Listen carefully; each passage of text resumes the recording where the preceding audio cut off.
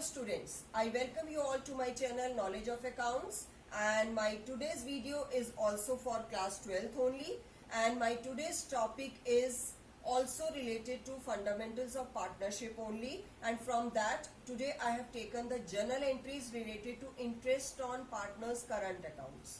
Okay, so although we have discussed the journal entries of P&L appropriation in my last video, उस video में मैंने आप लोगों से P&L एप्रोप्रिएशन की एंट्रीज डिस्कस की थी, and in that I have discussed that sometimes the business also allows or charge the interest on current account also. Now you know when the current account is prepared, when the fixed capital method is followed. जब भी fixed capital method follow होगा तो business के अंदर एक capital account बनेगा और एक करंट अकाउंट बनेगा पार्टनर्स का. Capital account will remain fixed because fixed capital method is there, so they will not adjust any other adjustment in the capital account. सिर्फ capital balance will come and increase in capital and decrease in capital. That means additional capital introduced or capital withdrawn will be shown in capital accounts.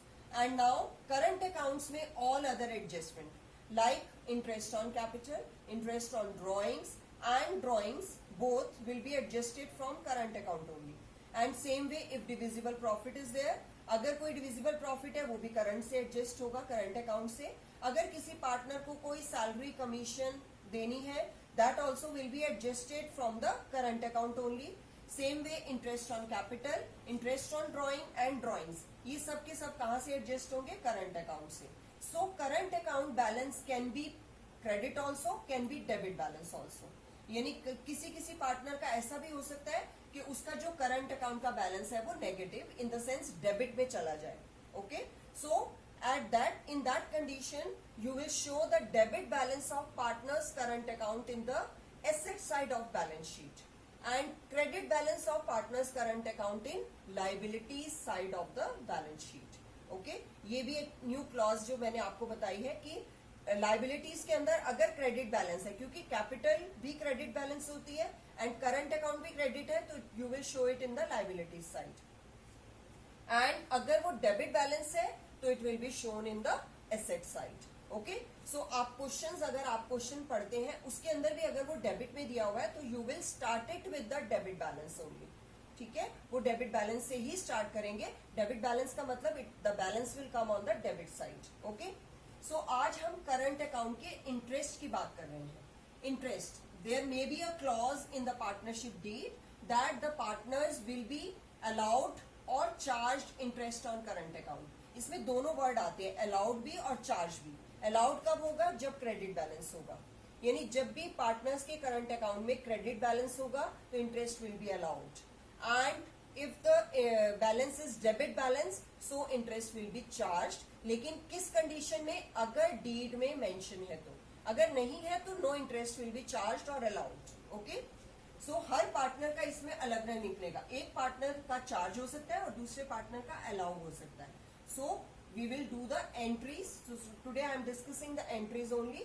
So just see, first हमारा है interest on current account. That topic I have taken. Credit balance in the current account. अगर current account में credit balance है, so at that time interest is allowed to the partner. Okay, तो partner को जो interest allow होगा it will be same treatment like capital का. अगर capital का इंटरेस्ट, क्योंकि वो भी क्रेडिट होता है, it is allowed by the business, so you will take the same entry.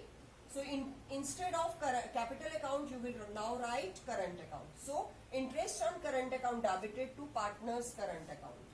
Okay, interest on current account debited to partners current account, and later on इसको close करेंगे तो कहाँ करेंगे? P&L appropriation account debited to interest on current account. So it will come on the debit side of P&L appropriation account. So P&L appropriation and account debited to interest on current account. अब अगर current account में debit balance है, the second case, if the current account is having debit balance, that means it is to be shown in the asset side. That I have already told. अब इसके ऊपर क्या होगा? Interest charge किया जाएगा because the partner has withdrawn excess money और drawings are more. So in that case it can be a debit balance. Okay, तब आपका इंटरेस्ट जो है वो चार्ज होगा। तो इसकी एंट्री कैसी होगी? Like interest on drawing, same entry will be there.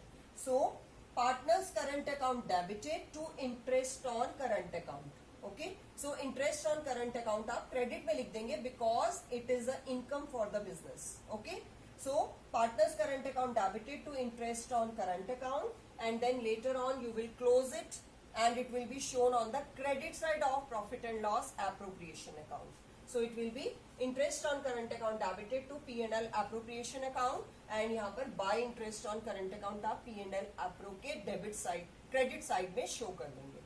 Okay, so I think this is clear to you and I made it very clear. If the current account is having credit balance, it will be treated like interest on capital. जैसे आप interest on capital allow करते थे और close करते थे वैसे करेंगे। और अगर ये डेबिट बैलेंस है तो इसको आप कैसे ट्रीट करेंगे? इंटरेस्ट ऑन ड्रॉइंग की तरह, यानी entries will have the same impact like interest on drawing. ठीक है, अब हम अगला पार्ट ले लेते हैं, रेंट पेड और due to the partner. This is also one concept और one topic in your syllabus. So rent paid और ड्यू टू द पार्टनर, अगर एक पार्टनर ने अपनी लैंड या you can say building business के प्रीमाइसेस के लिए रेंट पे दे रखी है, सो the rent will be paid to him. Okay, so अगर रेंट पे नहीं किया, ड्यू हो गया, सो क्योंकि वो पार्टनर को ही पे करना है, so it will be adjusted through his capital और current account. Okay, so just see if the rent is due but not paid, तो what will be the entry?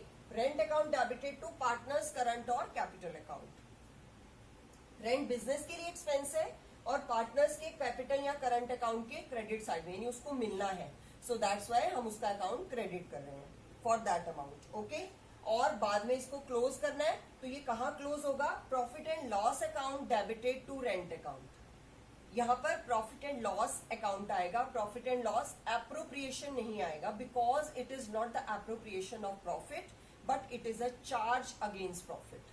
Okay, so ये profit and loss में show किया जाएगा, क्योंकि आपको सबको मालूम होगा प्रॉफिट एंड लॉस के फॉर्मेट के अंदर रेंट आप कहाँ शो करते थे? उसके डेबिट साइड में। Okay, so same profit and loss account debited to rent account.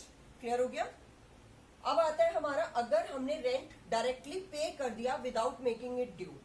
Okay, so then simple entry, जैसे आप रेंट पे की एंट्री करते थे, rent account debited to cash और बैंक, है ना, जो जनरल एंट्रीज में आप कर रहे थे।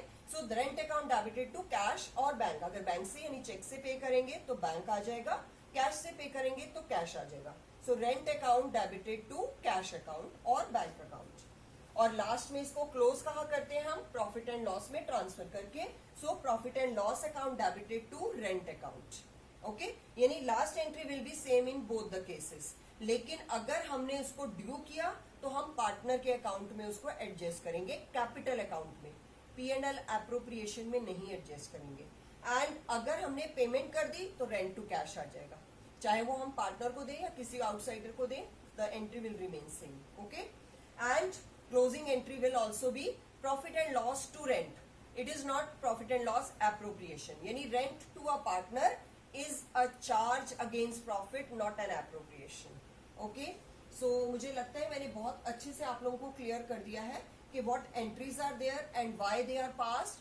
So hope you all must have learnt the concept in a clear manner. So students keep on trying or solving the numericals on your own. And अगर आपको कोई problem आती है solution में, you can ask me in the comment section.